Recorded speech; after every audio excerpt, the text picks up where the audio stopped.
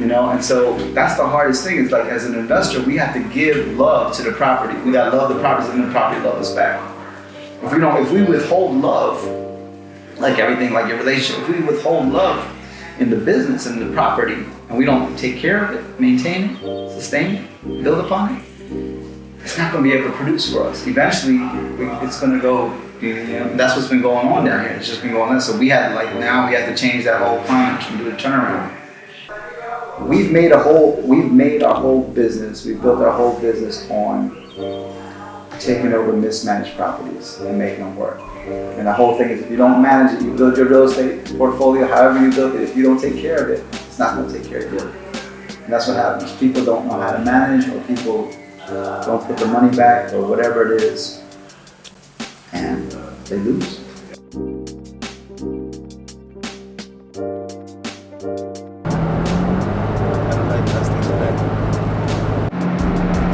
But today I had the idea, like, wouldn't it be cool to like start a mentoring program where I take these two guys and I meet with them like maybe at least once a month throughout this new year, and by the end of the year, see, kind of track their growth and, share with them some ideas and, meet with them on a monthly basis, just for an hour. Think about like how much it would have benefited me if I could have met somebody at that age, and, somebody would just tell it to me straight,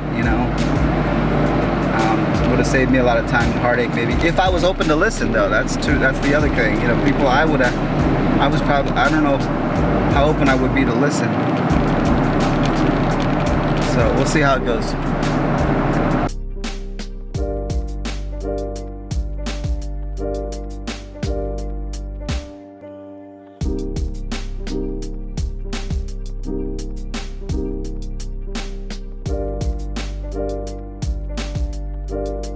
I'll give you my time and meet with you, and at the end of the year, your goal is what? Do some houses, some invest in real estate. Yeah. So what's your vision? My vision, ultimately is to own apartment buildings. I've actually been in the wholesale realm, so I've actually completed a few transactions. But awesome. My big goal is to actually own apartments, and we know I was talking about the syndication and such. And right. Taking that's further steps ahead. But so how'd you even get to this whole? I'm really impressed, first of all, that you know about these things at your age. But how'd you come into it? Like, what brought you into this? So, I was in college. I went to Albright College in Reading. I was there for a few years. Yeah, properties in Reading. Okay, yeah, so probably what some of those are. I was studying accounting, and I was just like, this is not what I don't want to do this for the rest of my life. Okay. So, I was just doing different research and such, and in the back of my head, I've always looked at the apartment buildings. I was like, one day I want to own those. Okay. So that vision was already implanted within me, but I started researching different things, like very entry level things, to be able to invest in real estate, where I began to look into the wholesale idea. When I got my current employment, I was like, that's kind of another job on top of a job. So I wanted to move into more so of like the asset management, where I felt like that would match my skills and such. So that's how I got into it. Basically, just from not want to be a corporate narrative. You want to do your own thing, basically, right? That's what entrepreneurs. A lot of us entrepreneurs, we just want to do our own thing. Yes. We feel like, everybody's got their own place, and people in corporate America, in corporations, and they serve a wonderful purpose as well. But some of us, we have the sickness, the entrepreneur sickness. Like, we just got to do our thing. It's like a bug. You either got it or you don't have it. And if you got it, it will not let you rest. Right. Until you kind of satisfy that itch, and at least go out there and try it. And a lot of entrepreneurs fail a lot of times before they really make it, But the fact, I'm really impressed with just meeting you. Start with mindset, because mindset is everything. Your vision, and the fact that you already have some ideas of what you want to do, and you've already kind of got your feet wet, got the ball rolling, and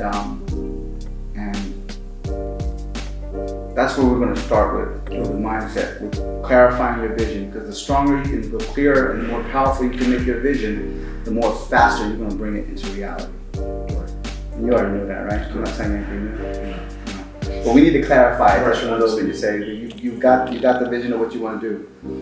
For you to just do an apartment tomorrow may not be the immediate step, but to have that clarity, so that like when we meet in December again, and we were like, Anthony, what have you done this year? We were like, well, I got 5 wholesale deals. I got my first triplex right over here. I got, you know what I mean? So that's what we want to get to, you know. So you're gonna have to take some time, clarify your vision, and really set your goals for this year. What do you want to see at the end of this year? Where do you want to see yourself at 1 year from now? I mean, mostly in reference to networking, I want to have a bigger mass of people that I can go and reach out to, some more resources. Right. Again, at my age and my experience level, it's hard to be able to do some of the things without the resources needed. Right. So, I mean, this is a good opportunity in itself because I'm meeting with someone who does this, Right. as well as in the other resources that you could have possibly provide to me. So that's my biggest goal, is to begin to expand my network. Right. So they want to, whatever the end result of what they want, they start there and then work backwards. And then they re-engineer it backwards from that point. So we're going to work on whatever you want that vision to be a year from now, even 5 years. It'd be better even to go shoot 5 years from now, to be honest with you, because we underestimate what we can do in 5 years and we overestimate what we can do in a year sometimes. So, did you have any questions for me? I mean, I had a few, more so in reference to apartments themselves. So just write down the word vision for me, all right? Because that's going to be your first kind of assignment. My people perish for lack of vision. So I mean, basically, I mean, what made you realize this is what you wanted to do? I know you had, from my understanding, from your background, it's a long story. I want to do everything but this. Because you know when you always think the grass is greener, right, on the outside, somewhere else. So my whole life, most of my life, I wanted to be somewhere else with somebody else doing something else. At least that's what my mind told me, and I believed it. Today I don't believe it. I know that I'm right where I'm supposed to be. So we gotta start with the idea that you're right where you're supposed to be. And I'm like you. I've always had that entrepreneur bug. I always tried, I would study different things, but I just thought that there was a better way. It wasn't until I got much older that I realized I was already in the best business that there was for me, because like where else can you get this kind of leverage? Where else are you going to get these kind of tax benefits? Where else are you going to be able to build and scale up? And to be honest with you, for a good part of my life, I was like semi-retired because the real estate gave me the freedom to kind of do what I want to do when I want to do it. Now I'm more involved because I took on this new project, and now I'm in a different phase in my life where I want to work. I don't want to, I was sold on a dream that you can be semi-retired, you can like kind of do what you want when you want, but then that on itself at that point becomes like boring and dead. So you got to be creative, you got to be alive, you got to be doing something. So now I'm on a whole different plane of like I want to give back, but I also want to create.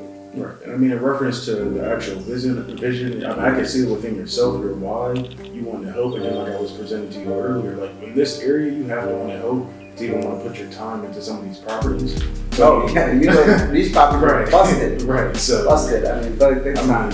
So my life is on the line. I signed on the dotted line, and my life is on the line. Right. So I gotta make it work. Right. So I mean, that why alone just lets you know what your vision is, and I mean, even in that realm, I understand we can get into a whole spiel about the different ways that you can look into the asset classes and such. I mean, that alone is something that I feel is implanted in myself as well, since I've seen these properties, understand them, can to an extent relate to these people, and that moving forward. So I mean, the why is a big thing within the actual vision itself, and I mean, the big reason I wanted to speak to you is because your why is very vivid. So. Thank you. No problem. What other questions you got? Did I answer your first one? Yeah, basically, that's the first question for me. Basically. But the thing is, these properties, when I looked at them, I didn't want to do them, because they were so bad. I mean, the tenant, when I looked through the leases and stuff like that, it was just like, so I walked away from the deal. Then the deal came back and got a better price on it too later on. Because honestly, not a whole lot, these things have been on the market for a while. It's not like everybody was jumping at the hip to buy these. Because if not, the guy was really trying to get rid of it for a long time, and not a whole lot of people have the stamina to be able to take this thing and kind of build it, turn it around. It's a lot of work. Next, I wanted to ask in reference to actually like managing the property. Like, what are some of the biggest steps you have to take in? Because you're pretty much managing the property managers. Would that be correct? Yeah, I mean, we're managing the property. We're also managing the finances of each property. We're managing a whole lot, you know, because a lot of investors, like they'll get the property, but then they'll get a property management company and they'll get somebody else to do the management aspect. We're hands-on, so we manage it ourselves. So yeah, so all the managers work directly with me, you know, and all the maintenance guys work, you know, the head guys work directly with me. You know, we try to keep the team that was already here. We made a few changes, and then little by little, we've been bringing in new fresh blood. So I mean, specifically the properties in Harrisburg, what are some of the toughest obstacles you have with those? 'Cause I mean, everyone talks about the upside, but I'm more so interested in the downside. Yeah, because that's a lot of people glamorize the whole entrepreneur thing, or you know, I got this investment and that investment, and they don't show the good, bad, and the ugly. So, you know, that's one of the reasons why we started, like, it was so interesting, the stuff that we dealt with, that we just wanted to say, like, we gotta put this on video. We gotta document it, if nothing for ourselves, later on, look back 10 years, look at what we was doing 10 years ago. And, you know, I mean, the week we got this building, we didn't have any phone service for over a week right here in this building. You know, we had threats at all the buildings. Pretty much, they're going to shut off the gas. You know, shut off the electric, because all the utilities were just, you know, in shambles. The guy, previous owner, I don't want to talk bad about him, but the previous owner had a hard time paying people. You know, he didn't want to come up off the money, or maybe he wasn't, you know. So, you know, he over leveraged the properties, and that's the thing you don't want to do. You don't want to continue to just take from the property. If you take from it, eventually the property you're going to lose everything. You know, and so that's the hardest thing, is like, as an investor, we have to give love to the property. We gotta love the properties, and the property love us back. If we withhold love, like everything, like your relationship, if we withhold love in the business and the property, and we don't take care of it, maintain it, sustain it, build upon it, it's not gonna be able to produce for us. Eventually, it's gonna go, you know, and that's what's been going on down here. It's just been going on. So we had to change that whole climate and do a turnaround. Yeah, and that's a huge concept, because like I said, I watch your videos on YouTube, so like you said, you have to put in that love to then have it reciprocated back to you. Understanding that basically, I mean, that's the name of the game. I mean, in business alone, I mean, these are your customers per se, and I mean, you want to add the most value to them, and that's how you're actually compensated and such. But the other big challenge that we had here is, and I could see best by going through the leases and the paperwork when we were doing the deal, is that the customer base was not strong. You know, so we still had to clean out a lot, because they were just kind of filling the place up with bodies to either close the deal, to make it look like the bank, so the bank doesn't, you know, withhold, or whatever their reasons were, to make money at the last minute just to get people in. I don't know what their deal was, but we've made our whole business, we built our whole business on taking over mismanaged properties and making them work. And the whole thing is, if you don't manage it, you build your real estate portfolio, however you build it, if you don't take care of it, it's not going to take care of you. And that's what happens. People don't know how to manage, or people don't put the money back, or whatever it is, and they lose. So to go back to your previous point, how are you actually, I guess you could say, marketing towards a strong customer base? Like, what are you actually doing to get a good, strong customer base? That's a good question. First thing we got to do is we got to clean up the outside. We got to take care of the bigger problems that are here. You know, we're putting in a lot of capital expenditures. You know, we're fixing up. We're trying to change the people that are here, that are good people. They see the difference. They see the changes that were made just right here in this property. If you walk here differently, I mean, the awnings are different. We did the outside. You know, and then you got to take care of the good customers. You got to take care of that good customer base. We got to bring in a good maintenance team. The maintenance team got to take care of the people that are here. They got to see the people that are being taken care of. You know, some people, no matter what you do, they're not going to be poor. That's honest to God. In this business, that's a lot of people. They're just so entitled. They think that if they pay their whatever rent, that they should just be treated like, you know, they live at the Ritz. You know, but you just got to take care of the people. You got to fix the basics. You know, so there's so much to do that we're just overwhelmed. So we just kind of just each day do what you can, work little by little, just eat that elephant one bite at a time. So I mean, understanding that all of it's important, and if you had to like number what would be like the most important things that you're doing first to actually go and, like you said, get the customer base and then go and then build the asset back, be it the capital expenditure and such, how would you actually? When you have a fruit tree, you got to prune the tree in order to bear more fruit. Right. This is the same way. When we came in here, we had to prune the tree. We had to get rid of the deadbeats, the riffraff, clean up the house, and so that then the better tenant base is going to want to be here. But nobody's going to want to live in a place that's just jumbled up and they don't have, So the big part of what we've been doing is clean up. And hopefully, I think most of the cleanup should be, a majority, a big base of the cleanup. But the cleanup isn't an ongoing thing because you get people, you get tenants and they don't respect. That's why the big thing with Bellevue Matters video was like, we put up a kind of a campaign, Bellevue Matters, to let people know, like, if you don't respect yourself, you're not going to respect where you live. And if you don't respect yourself or where you live, you need to be somewhere else. Agreed. So we kind of like, we're not just managing, we're like changing culture. We're trying to change culture and change the mindsets of people. And especially for this asset alone, I mean, it's going to do well because, this is in a prime location. And honestly, it reminds me to I'm not sure if you know where the townhouse homes are, off like near Foster Street. It doesn't matter where it is, but this has the same feel. And basically, like, once you're able to do that, I know people that want to live in this vicinity. It's just that, again, how the previous reputation for this building had been decreased the possibilities that the building had. Right. So that's why we had the outside looks different, right? And then you got to work from without and within. It's just like life with ourselves. You got to do the inner work and you got to do the outer work. And the same thing, we have to clean up house inside the property and then you got to clean up the outside, the curb appeal. So they see that something, they walk by, they do a double take at the same place. Right. Something else is going on there. So that's the hardest thing, and we built. It takes time to change a reputation of a place. It really does. It doesn't happen overnight. And it takes a long time to build a reputation up. Tearing it down don't take too long. Same thing in life. Like, what marketing tactics do you use? I know a big thing right now, again, with your YouTube videos and such is word of mouth. But are you just doing, like, I see a lot of designs, especially that you put out in reference to, like, there being new management and such. So how are you getting more traction to yourself as well as into the actual properties? Well, now the game is online. People use their phones. So we got to get in that game. So we use our software, Appfolio, and there's Zumper. Zumper is like, it's free for like 5 leads. So we just initially just started using Zumper. So that when we, through our software, it pushes out on Zumper, we have an agreement with Zumper. So that gives us a lot of our leads. We're also now advertising. We're going to start advertising in Penline. And we're giving concessions. We're giving a half-month free. Okay. Because we're trying to boost. We're doing really well. There's a few properties, 2 properties. We need to boost them up a little more.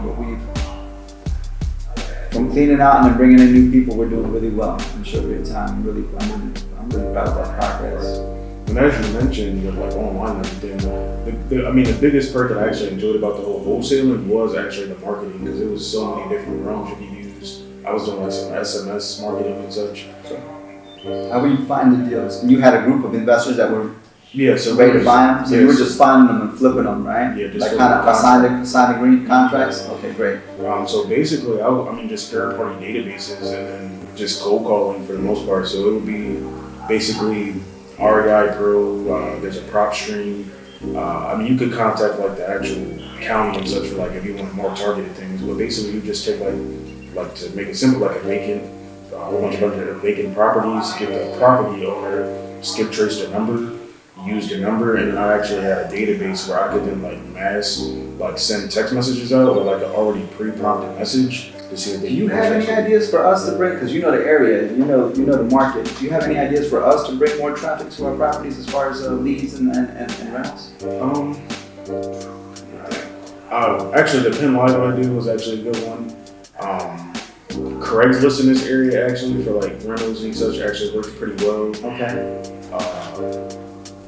Personally, I'm not sure if you're able to put your listings on Zillow, correct?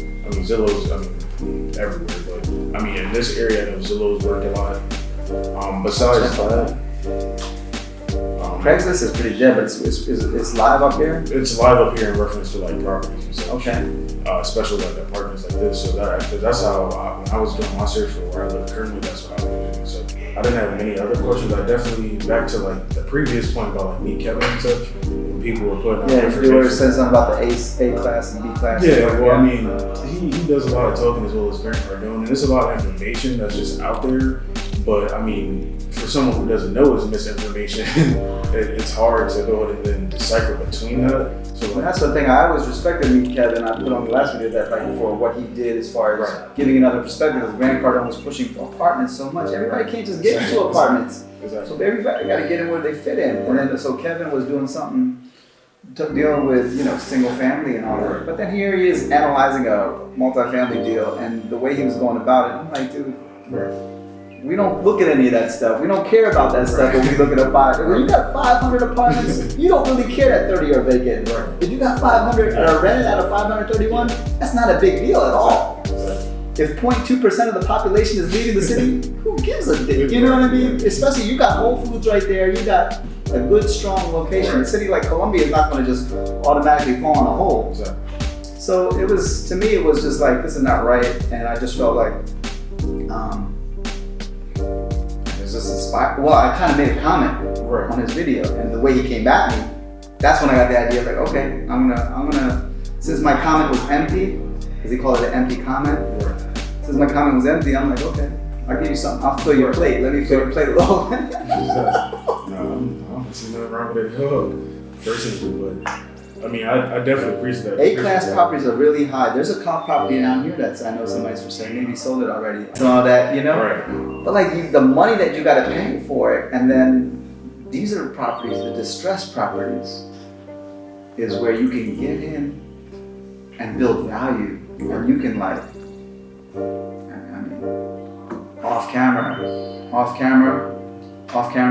that 50 million could turn to 100 million in 10 years. Of value, No, I believe it. I mean, but over there, if you're already buying it at 100 million, which is what Cardone's buying, in 10 years, what's he going to get out of it? Is he might get he might get a couple million off of it. He's not going to double his value. Exactly, especially like a lot of like interest only loans and stuff. Like he's getting mostly interest only. And that's the other thing that's very different. That interest only is I mean like. I just learned about it like that from a guy like Ben Mala, and I understand the system and how he does that. That's great, it works for him. I'm not just interested in cash flow. I'm interested in building the future and building the longevity and owning the asset and not having to answer to the bank even at some point. I agree, because that's the point. A lot of people don't realize they're just getting into it, but like if you just have those interest only payments, like you said, you're not bringing down that mortgage. What happens after 10 years? If they got interest only for 10 years or 7 years or whatever, then after that 10 years, either they sell the property and they move on, and that's fine, they make their money. And then they just take that money and put it to another thing. There's nothing wrong with that. But if you've been doing it for 3 generations, and you're building, like if you start building and then your kids start building off of the real estate ain't gonna die out. 10 years from now, this laptop ain't gonna be no good, but real estate's still gonna be here.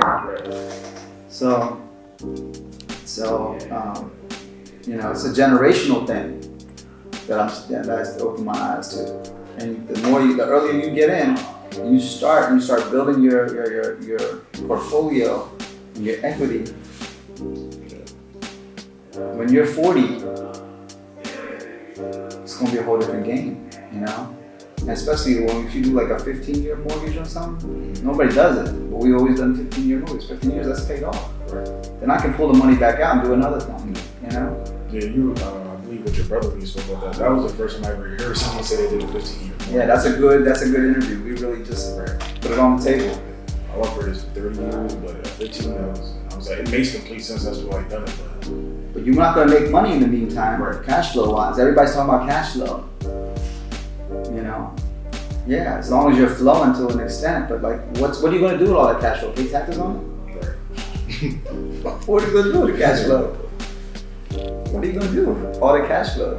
You're going to pay taxes on it. So I'd rather build equity and get the depreciation, all the tax advantages, and there's still cash flow. It shouldn't be negative, obviously. It's been a good conversation with you, man. I'm glad to meet you, to be honest. Meaningful and you're specific about what you want, you get it. But when everybody's just all over you, you want to do this, you want to do that, you want to do this and the other. I studied a lot of billionaires. They lost it all because they went too wide. They were good with this industry, they were good in that industry, then all of a sudden they want to go over here, build an airline or something like that. Some you know. So really good meeting you, man. Stay in touch. Stay in touch. Yeah, I really enjoyed talking with Chanel today. It seemed like he's a lot further along than I had anticipated. He's really, really bright kid, but I can see that he's also he's done the work. He's studied the industry, and he's going to be quite successful. I feel. I can just feel it when you meet somebody who's the kind of he's dug in. He's clear about what he wants to do. And he's gonna do it. I could just feel that from him. So it's good. It was an honor kind of meeting him and to see, somebody who's dug in and resourceful, and he's got that hustle to him. He's got that pep to him, but he's got intelligence behind him, which is really good to see.